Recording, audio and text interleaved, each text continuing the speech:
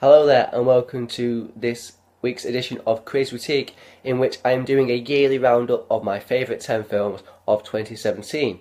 Now, of course, I stipulate their favourite rather than the best films of 2017, because although I do think these are extremely good films, and these are more specifically the films I most enjoyed in the cinema and have took the most from in discussing afterwards, and even just remembering those moments that I saw in the cinema.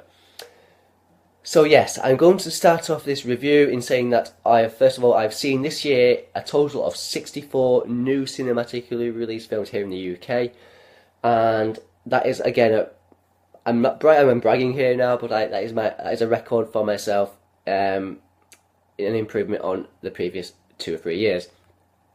So I'm going to start off my review with my very first film, because I'm just going to go straight into this in the film, which is ironically. My first film I'm going to be mentioning is the first film I actually saw in 2017. It was released on New Year's Day in the UK, and that film is J.A. Bayona's A Monster Calls. Now, it's a bit of a shame with this film because it never really found its audience, it appears, because it had a budget of around 40 million and it only about $45 million, and it pretty much just made that back itself. So although it found a small audience, it didn't find a significantly wide viewing audience, which is a shame because what affected this film is, like I say, it's directed by J.A. Bayona, director who had done The Impossible and The Orphanage previously, so a director whose works I am extremely impressed by, and this is a further testament to his skills. The film stars mainly, and I'm going to start with Lewis McDougall because he is the main character we follow through this film, and it tells the story of Connor, who is played by McDougall, and a child. He's a child of whose mother, Felicity Jones, the actress, is terminally ill and is possibly dying soon. He has a grandmother played by Sigourney Weaver as well. But one night, Lewis McDougall is visited by a giant tree-like monster played by a motion-captured Liam Neeson, who states that he will come back and tell Connor 3 stories. What of? Well, that is for you and the audience, him and you, the audience, to find out. Now, the reason why I love this film, because we get a lot of coming-of-age films, and films where patriarchal characters are trying to teach children lessons and help them deal with troubled times, but a lot of them fall into cliches. What I love about this film is it goes down a very interesting route of fantastical storytelling, and the actual visual storytelling that J.A. Bayona employs with Liam Neeson's tree-like character is just magical to watch, in my opinion. The animation is wonderful. It tells effectively three sort of fables, Liam Neeson does, and gives him life lessons and gives him an interpretation of things that are happening in his life at that very moment and how he can use them, obviously, then in his actual life. So it's a wonderfully messaged film. The performances, like I say, are great. Liam Neeson is spot on for the monster. The effects for the monster are great as well. It's one of the most interesting looking fantasy films I've seen in a while. Like I said, Felicity Jones is good as the mum. Toby Kebbell also plays the father. Less supporting role there though. But Lewis McDougall is the star of the show. And the reason why he's the star of the show is because he's a character I completely believed. And there's clearly a way of directing children and young actors that certain directors are able to do. But what J.A. Bayona gets out of Lewis McDougall is something which I think is short of a phenomenal performance, because I'm not going to lie, recently I've been a bit more of an emotional crier at films. But this film in particular, with the powerful storytelling it employed and the powerful performance from Lewis McDougall that he brought to the film, just had me in tears at the end of the film. And I was going to the credits and I was just bawling my eyes out. And I think it's just a wonderfully written, wonderfully performed, and a wonderfully made film from all people involved in this film. Wonderful from J.A. Bayona, but most importantly, Lewis McDougall, what a performance in this film. So that is A Monster Calls, my first film on my 10 favourite films of 2017. I'm going to take a slight diversion in tone to go to a bit more of a, well, I say serious film, that was a serious film, but more adult film, put it that way, in terms of talking about Manchester by the Sea. Now, this is again another film that was early in the year that is directed by Kenneth Lonergan and written by Kenneth Lonergan and starred Casey Affleck, Michelle Williams, Kyle Chandler, and Lucas Hedges. The plot follows a man who cares for his teenage nephew, Casey Affleck, in terms of the man, and Lucas Hedges as his teenage nephew after his brother dies, Kyle Chandler. So, what do I love about this film? Now, again, I'm going to continue the theme of emotional storytelling here. It's definitely a consistent theme at the minute. What I love about it is it's a film of subtleness, but great importance in how that is used, if that makes any sense. The performances feel real. That is the most important thing. This is a long film, but like I say, there's interesting storytelling in play. Casey Affleck is somebody who, as an actor, I've always been critical of, and I'm not going to shirt that by denying that. I always thought he's a bit of a non-acting actor. And I still stand by it. Because in this sense, he's still employing that style, but because of the way the script is written, it works perfectly for the character he's playing. And again, I will say there's certain things in his character that, again, emotionally connected with myself. And I saw certain traits in his character, flaws and all, my word, flaws and all, where I thought, this is a powerful performance, not only a powerful performance, but an important sort of way of showing family breakdowns, effectively. So like I say, Casey Affleck's brother dies, and he has to look after his nephew, and his nephew clearly wants nothing to do with him. And again, it sounds again like something that's quite been trod over repeatedly. But what makes it more impressive is the script. And it's why Kenneth Lonergan won so many accolades at the beginning of the year regarding the Oscars and BAFTAs. He won both those Best Original Screenplay awards. Because there's even moments where, for example, say Casey Affleck and Lucas Hedges are talking over each other. And normally, when I'm watching that in a film, I am absolutely furious. But because of the way it's performed and the way it actually has meaning to those characters in that story, it's an amazing sort of writing achievement to a degree. So, yes, I've not even mentioned Michelle Williams in terms of this. There's a backstory here also with Casey Affleck and her, who are at one point together, but they are no longer. And obviously with him coming back to look after Lucas Hedges, his nephew, he re-engages in small ways with Michelle Williams. Now, as I previously mentioned with A Monster Calls, this is a film where I've been emotionally affected by it. And there's a particular scene between Casey Affleck and Michelle Williams where even just the sheer thought and the sheer mention of it, even now, is making me a bit sort of like, full of a little bit of emotional rising up there. But it's extremely powerful. It's a powerful performance, and even just in short clips of reviewing that scene has me just going again. Luckily, I'm not viewing it right now. I'm just temporarily remembering certain bits, so it's not going to happen here. But it's a powerfully performed family breakdown drama, and I think it's an amazing 5-star film. I just think it's a wonderful piece of writing, acting, performing. It's just got everything for me. So there we go, Manchester by the Sea, Kenneth Lonergan. Wonderful film. Now, definitely, I'm taking a massive U-turn here with my next film instead of talking about my only animated film on my list this year, in which I deem to be a very poor year for animation. It was pretty much head and shoulders above anything else, and it is, of course, the Lego Batman movie. We really couldn't be taking much more of a tonal change in terms of one film from Manchester by the Sea to the Lego Batman film. Now, I don't think I need to go into too much plot in terms of the Lego Batman film. Effectively, Batman is obviously his usual loner self, and he has battles with the Joker, but the Joker thinks they have a special relationship, but Batman doesn't think they have a special relationship, and effectively, it's then about the Joker trying to make Batman realise they have such a special relationship after all, and he does need people, even if they are arch nemesis. There we go. Yeah, it's as silly as it sounds, but that is the whole point of it. I mean, this is a film, I will admit, I enjoyed immensely in the cinema, but there was so much going on visually and jokes-wise that being thrown at you, you couldn't get everything in at the first go. I watched it again this past week, and wow, it is just as funny as I initially remembered and saw it in.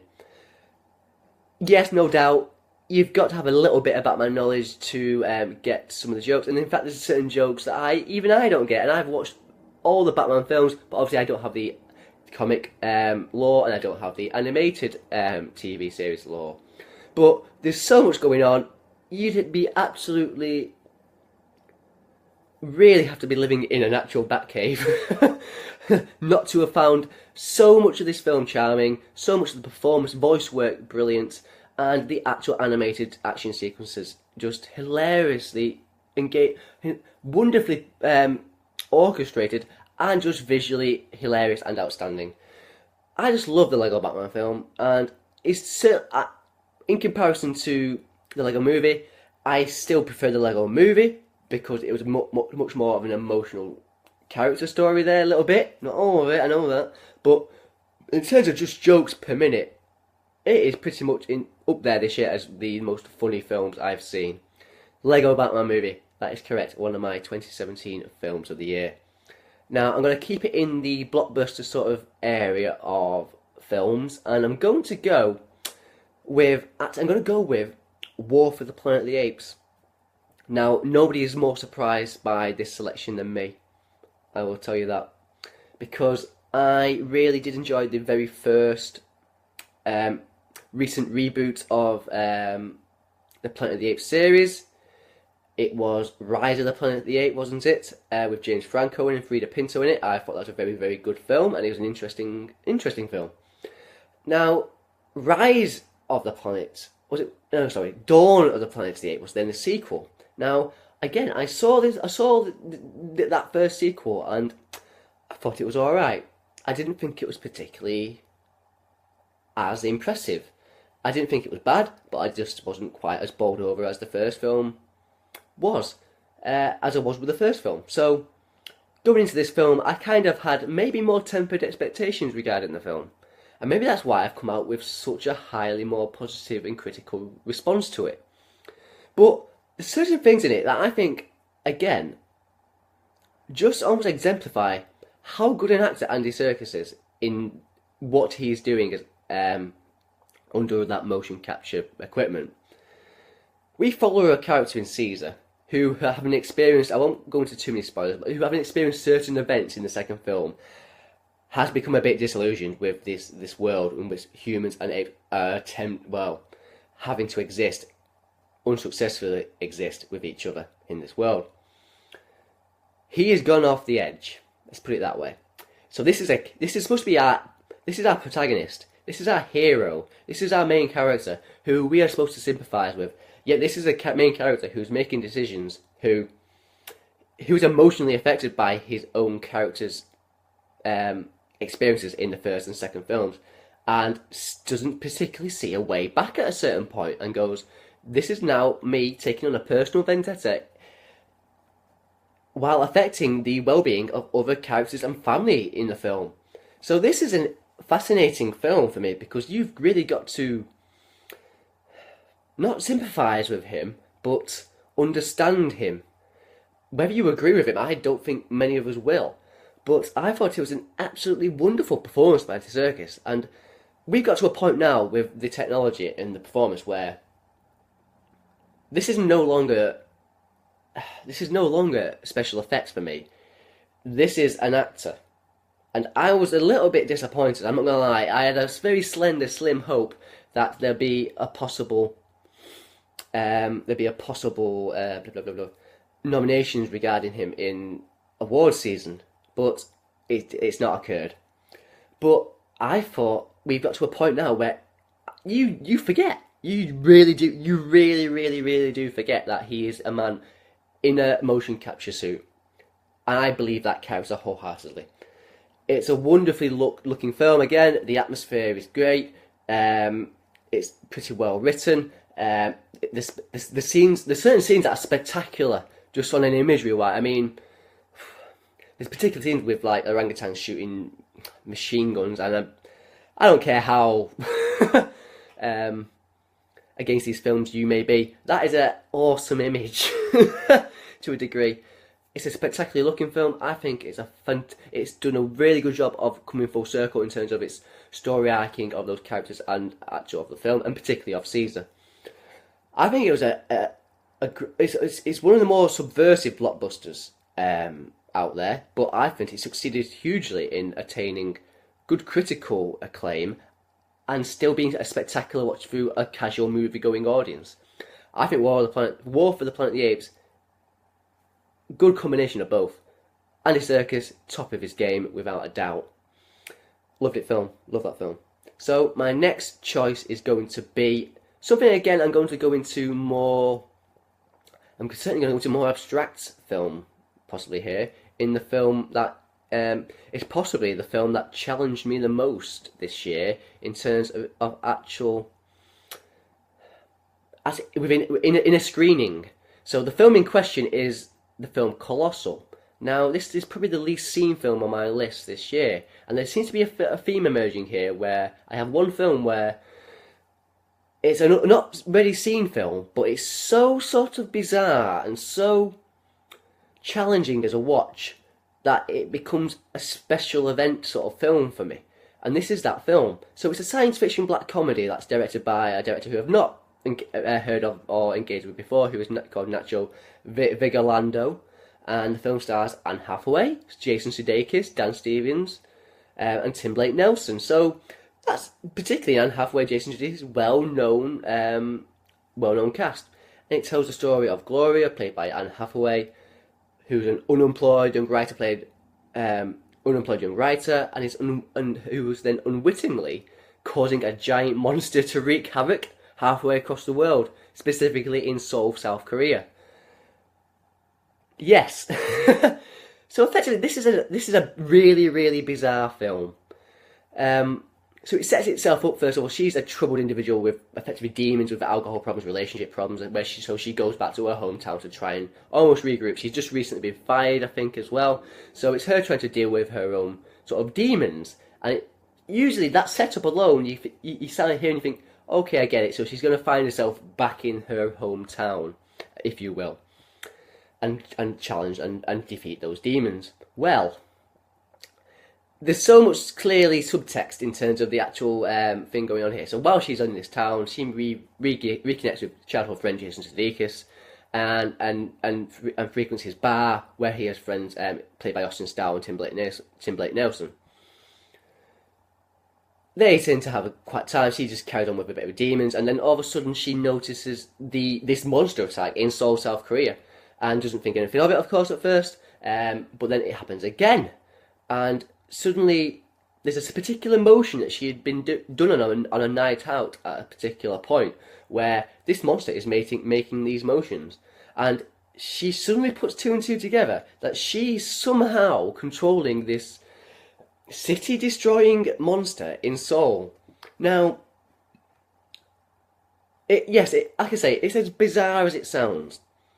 But what it does, again, like I say, it challenges its audience in terms of this, and enough this is probably a elaborate representation of someone's actual demons destroying people and destroying environments and destroying cities, and there's clearly lots of subtext to be had with that notion.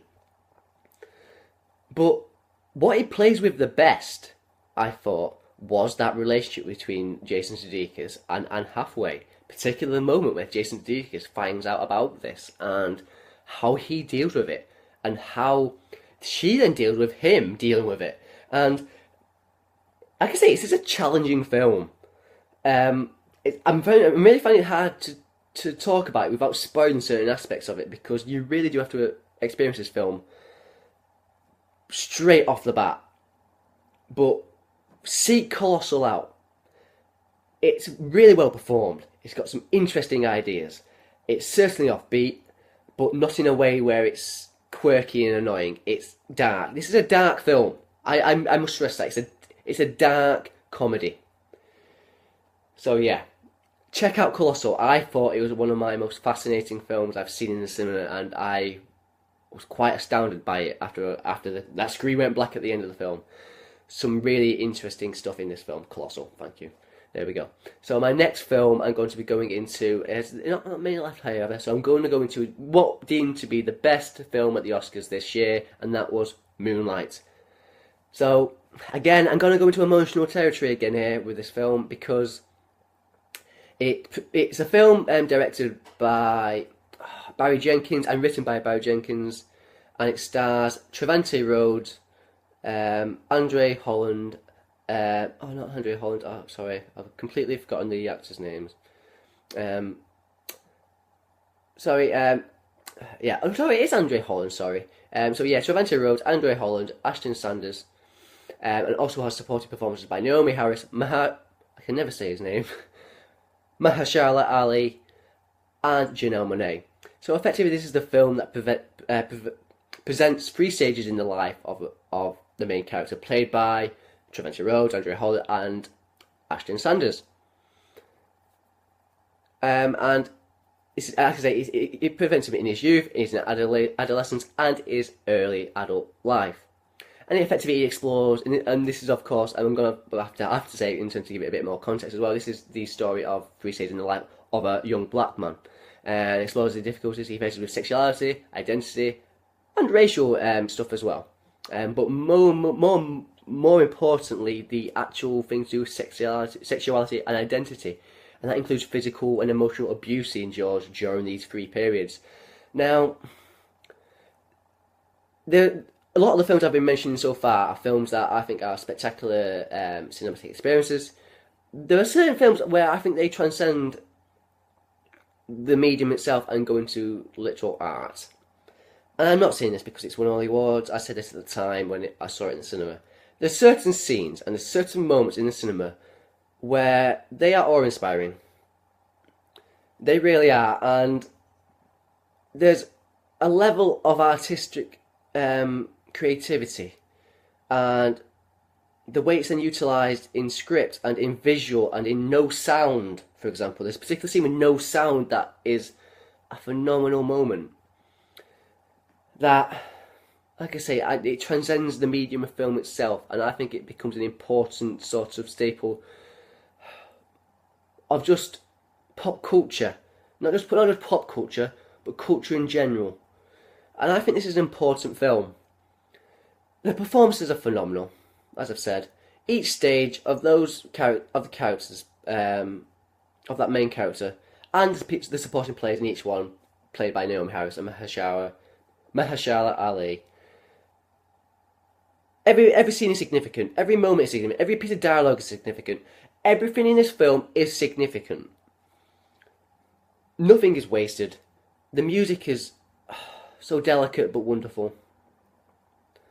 And I just wrote out superlatives for this film because I don't want to go into too much more, obviously, regarding certain more personal aspects in the film, because it's for you to discover as the audience itself. But throughout those 3 stages of his life in film, his life in this film, I just thought it was extremely well portrayed.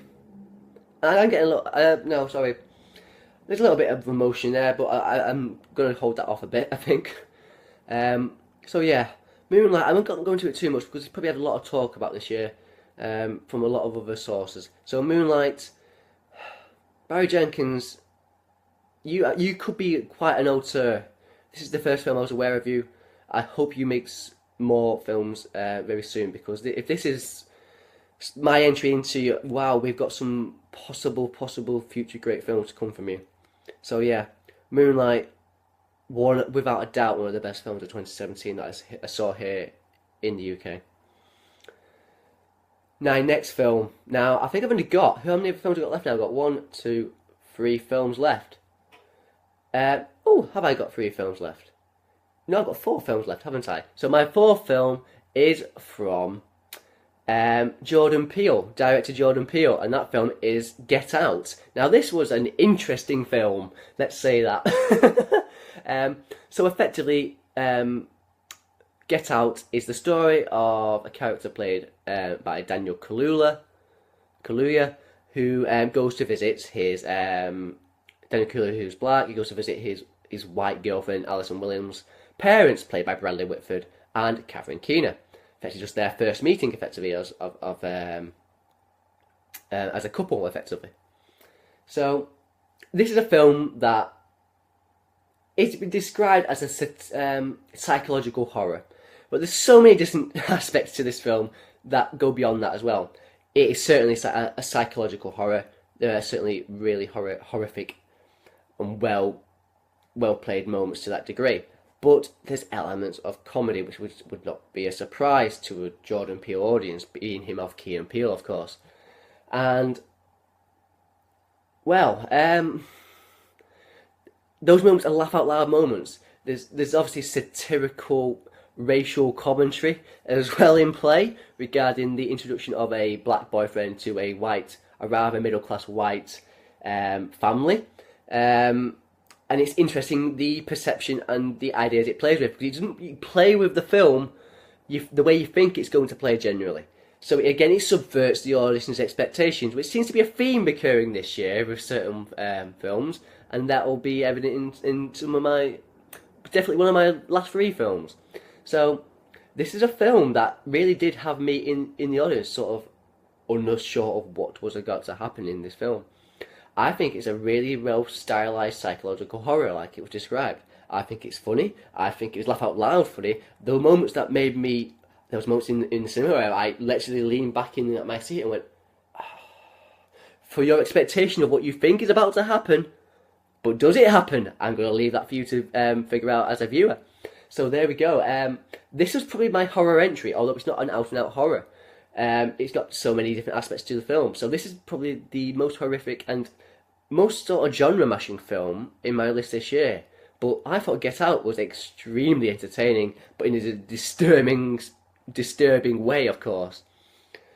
Wonderfully performed, like I say, by Daniel Kaluuya and Alison Williams and Bradley Whitford and Catherine Keener and Lakeith Stanfield as well. But I think it's a great film, and I'm not surprised it's been getting some slight awards attention from the Golden Globes. Let's see what it gets possibly at Oscar time, shall we? But yeah, Jordan Peele's Get Out, another one of my 2017 films of the year. Now, we're moving into big territory now in terms of blockbusters, in terms of actual big audience numbers. So let's go for one of those big blockbusters in question. Let's go to Thor Ragnarok. Now, there's been 3 Marvel entries this year, and every single one of them, for me, has been a great film. So it's probably a surprise that only one of them has made my list, and that is Thor Ragnarok. And who would have thought, after those 2 first Thor films, this would be the film that would generate possibly the biggest laugh ratio of any Marvel film, and I am including Guardians of the Galaxy, both of them, on their individual, obviously, laugh per what I've seen and so on and so forth. But Guardians of the Galaxy 2 is not on my list this year. I'm, again, as shocked as anybody. But Thor Ragnarok is the most consistently funny Marvel film I think I've ever seen. And obviously, what they've done is they've employed somebody, in effect, who is just an out-and-out comedy director. And I've instantly forgotten Taika Waititi is the director's name in question. He's a New Zealand director who's directed Hunt for the Wilder People and Boy and What We Do in the Shadows. So he has a history of great laughs per scene ratio in terms of his track record. But not just the funny aspects of it. It sounds, well, now, it is funny from beginning to end. It is funny from beginning to end. The visuals are outstanding. I mean, there are moments in this film where you are on other planets, but you believe they're on other planets. There's CGI, but you feel that CGI is a physical CGI. There's makeup that's wonderfully utilised. There's great costumes. There's the great look and style to the film. The action set pieces are phenomenal for my sake. The finale was, oh my God, was that wonderful to watch. But not to be given any no character development credit, because given certain things in this film that happen, characters grow, or certain characters learn to stop making the same mistakes again. So this is again a film where yes, out and out, it is probably the most spectacular and most funny, most entertaining, and most spectacular looking blockbuster of the year, possibly. But it still has a bit of character growth, and I just really, really loved it. And for somebody who's been very critical of Marvel in recent years, particularly at the end of last year, where we had Civil War and Doctor Strange, I am so pleased with what this year's Marvel entries have given us in Guardians of the Galaxy Volume 2, Spider-Man Homecoming, and for Ragnarok. It's just the performance by Chris Hemsworth, Tom Hiddleston, Anthony Hopkins, Kate Blanchett. There's just too many to mention. Some great performances. It's really, really funny film. It's a hugely entertaining film. It's spectacular, like I say, and there's actual character growth, and it sets you up perfectly for the next set of films, let me put it that way as well.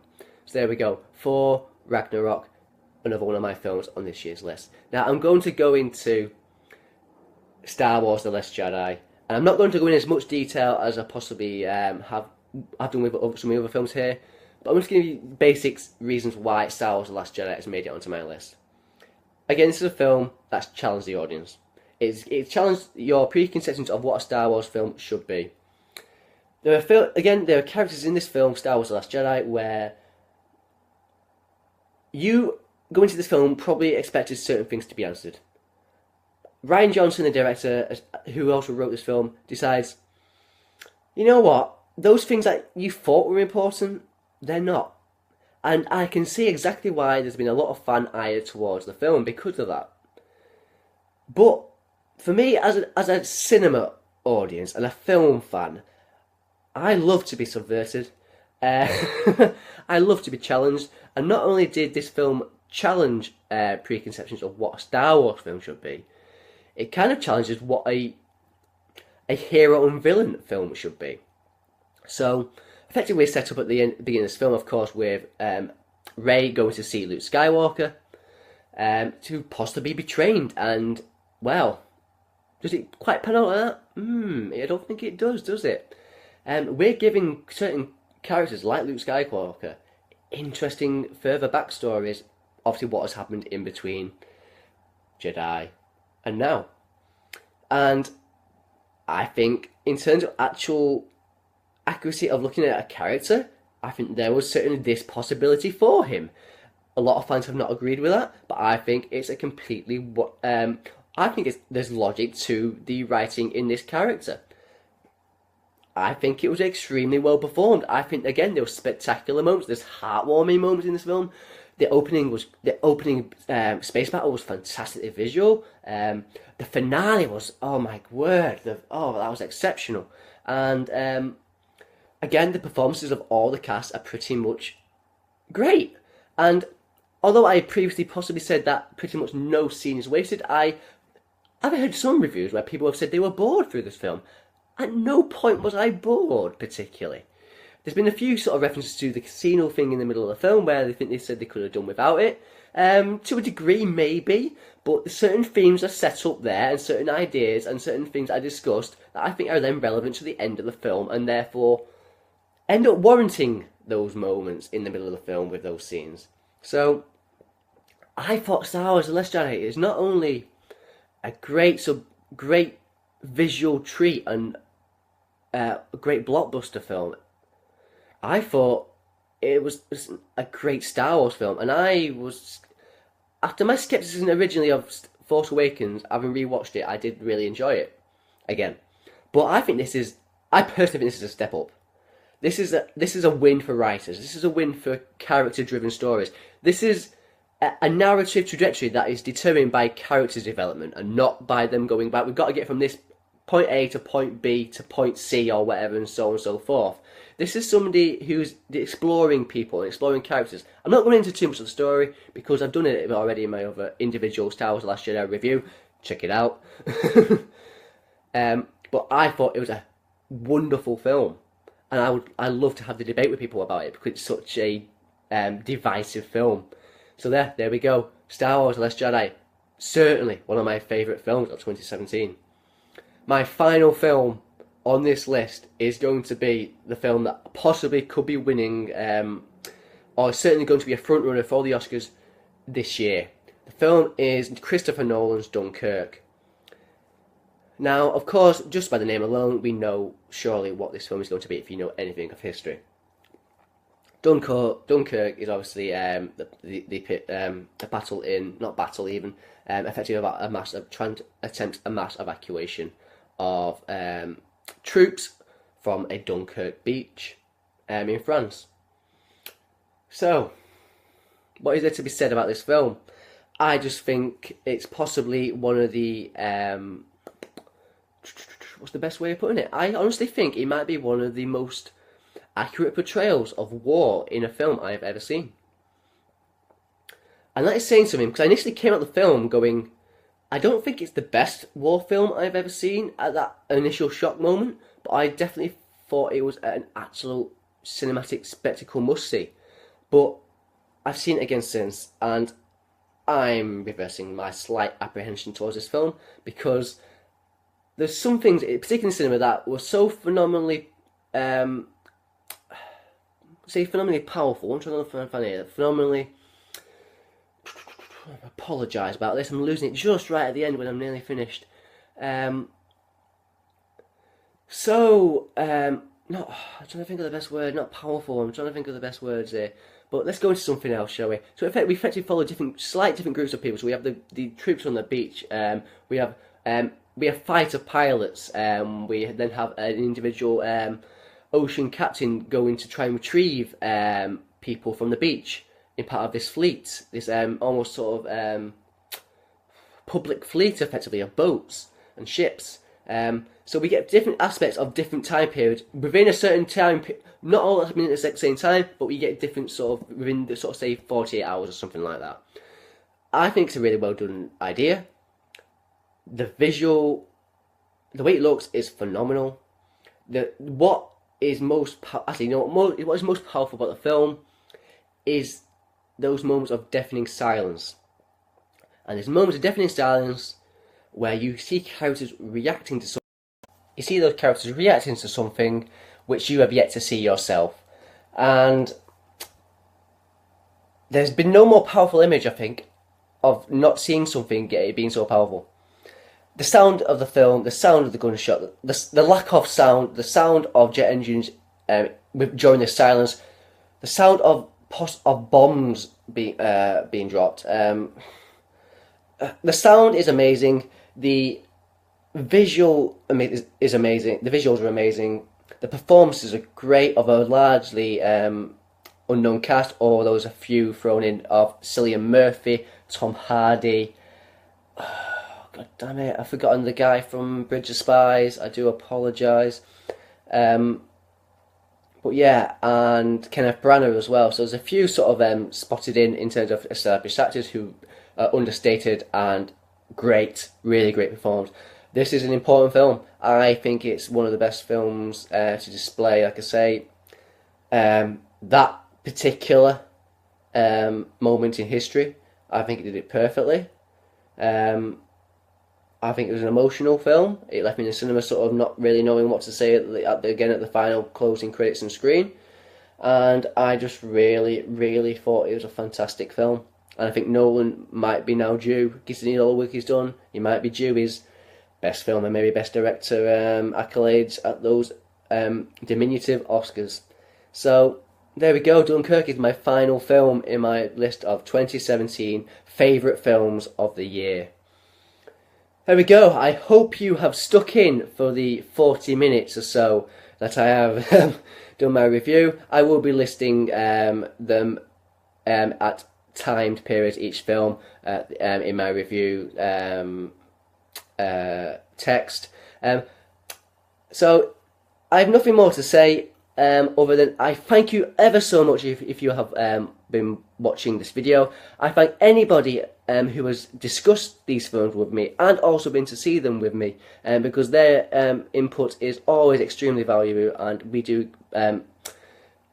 ideas back and forth and learn and experience different meanings out of these films. So I thank the people involved who have spoken to me and experienced them with me, and I thank you if you haven't watched as well.